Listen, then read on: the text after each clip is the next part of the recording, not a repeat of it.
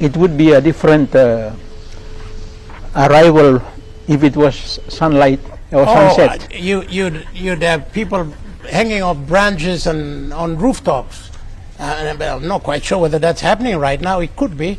It's dark, so we can't see. I'm sure people are seeking some vantage points to have a sneak preview of the arrival. There you are, the Vatican flag and the PNG flag. How about that?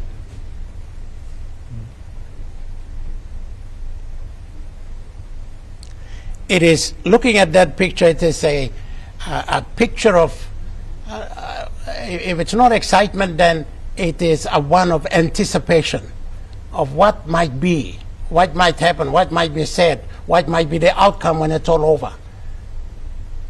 At a time when Papua New Guinea is going through some difficult times of law and order, difficult times of hardships, difficult times politically.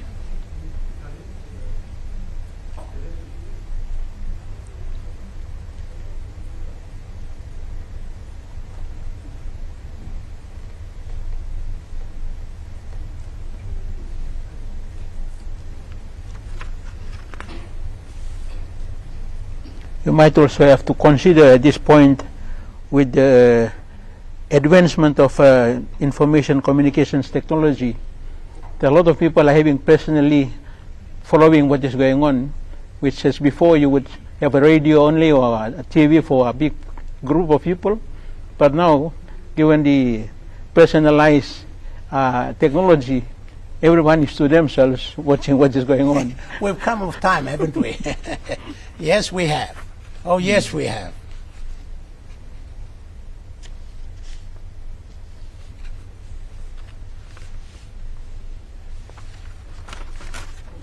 So when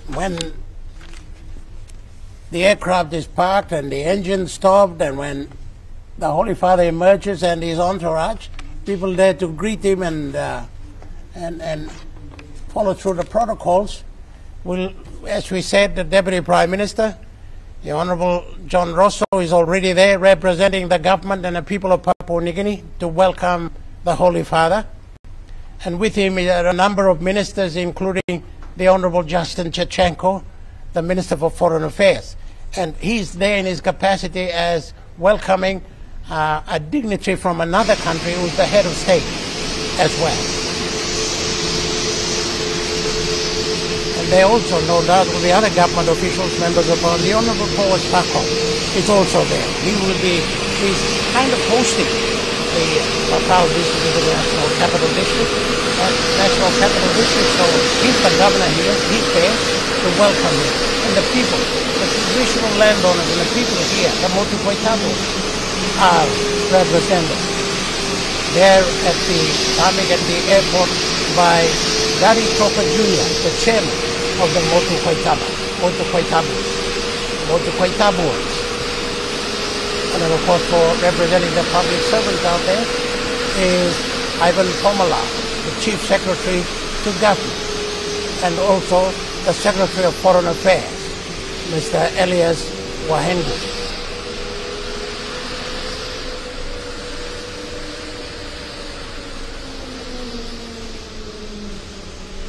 On the Vatican side, there is, of course, His Eminence, Cardinal Sir John Ribot, representing the Archdiocese of Port Moresby, playing host to the visit by the Papal. And then, of course, you will have the representatives of the Apostolic Nunciature. That's like the embassy of the Vatican Embassy here in Port Moresby, in Papua New Guinea. You also have His Excellency Otto Sepre. He's the Bishop of Barena and the President of the Catholic Bishops' Conference.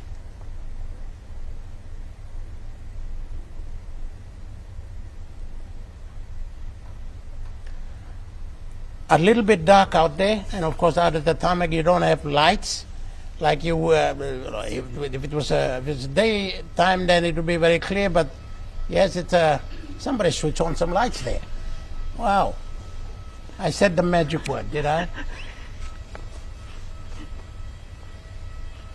And this is the crew that was responsible for flying the Holy Father from Jakarta in Indonesia to Port Moresby in Papua New Guinea. A trip that took almost 5 to 6 hours. We're waiting for the moment when all will be cleared for disembarkation of the people on board.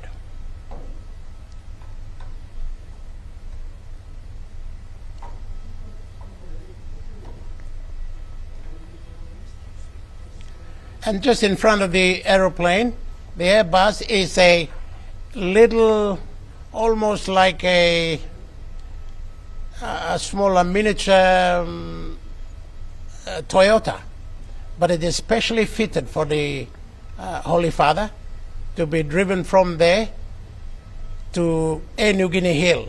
Now these are the Mekio dancers, Mekio performers who are there to welcome. And I think it was done in the previous visits by the Pope John Paul II, and on his 2 visits here, the Mekios had gone out there and had performed and had welcomed.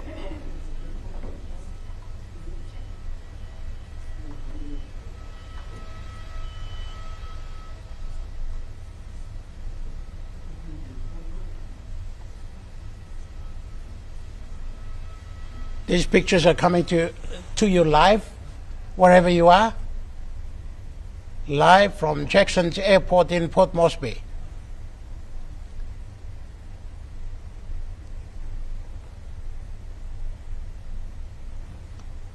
The Garuda Airbus that has just flown in has flown in, the Holy Father and his entourage, and landed at Jackson's Airport a few minutes ago.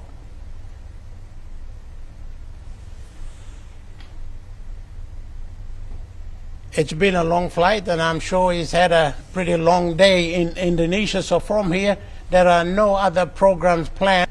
As he steps down from the plane, he will take the guard of honor, say hello to the dignitaries there, take the guard of honor, and then will be taken to Air Niugini Hill, where the Apostolic Nuncio Sitra is.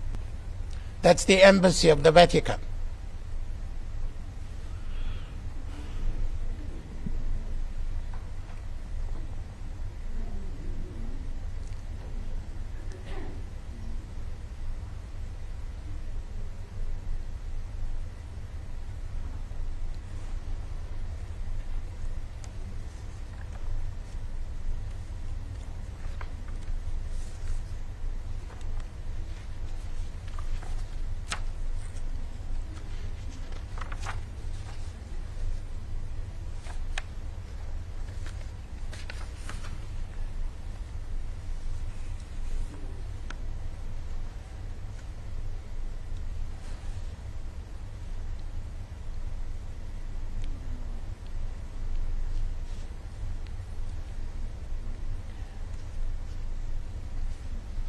And these are some of the clergy out there. Archbishop, you know them. Who are they?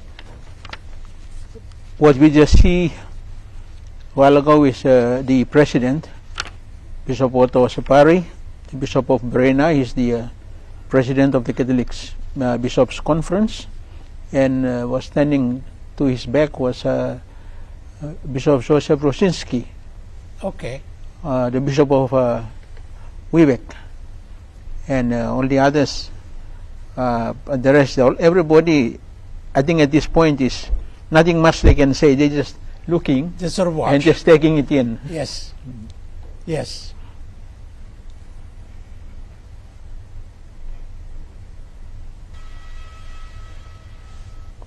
So they've obviously opened 2 doors. One at the back, I take it, will be the entourage, the accredited media will come out of there. Some security personnel. Then the steps in the front will be where the Holy Father will no doubt will be guided down.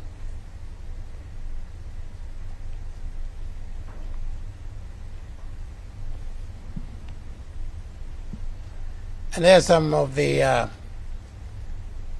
members part of the entourage coming down at the back end. And if they are media people, they will no doubt circle the front to take pictures.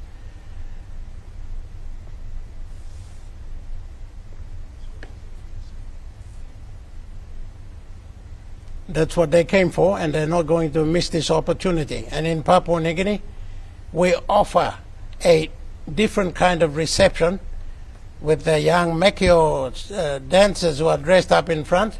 Here are some members of the security personnel making sure that the Holy Father is safe.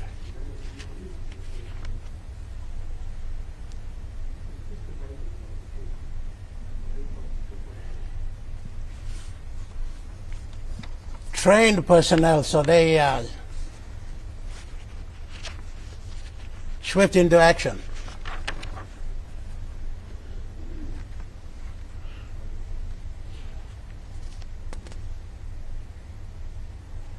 Now the members of some of our dignitaries, as well as the two Mekio girls dressed in Mekio dress, will welcome the Holy Father.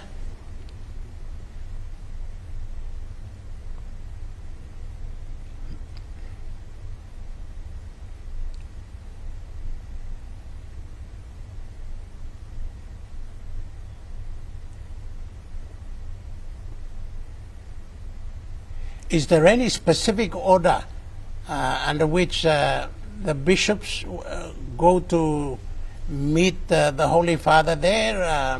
Were they picked? Were they chosen? Or how is that arrived at?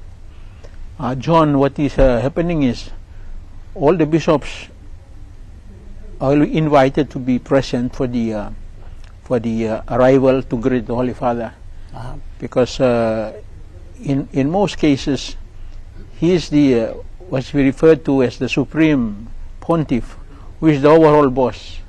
And everybody, we normally every 5 years we have to go and give an account on how you're running your dioceses or archdioceses.